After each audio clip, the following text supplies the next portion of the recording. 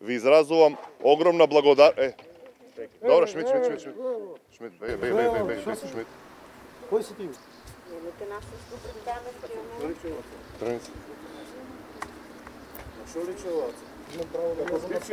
Тръгни се. Имам право како и секој граѓанин. Имам право градоначалник е учен човек, значи имам право јас да кажам. Не устројува облечение. Одликували во на ваш сработник? Видете ли го ова само? Пред вас се случи. Пред строја не може да влече. Добро, не може, позади вас јас заставам. Имам право јас да поставам прашање при секој. Тамо, новинарите се на таа. Стој кај сакаш, Градоначалникот некој што се уметна на прес и јас имам право да се уметнам на прес. И ќе се уметнам и ќе поставам прашање. Ова не е пред строја. Што и да е, имам право да поставам прашање, јас сакаш одзади да застанам за да ви поставам уште, влечеме вашиот соработник.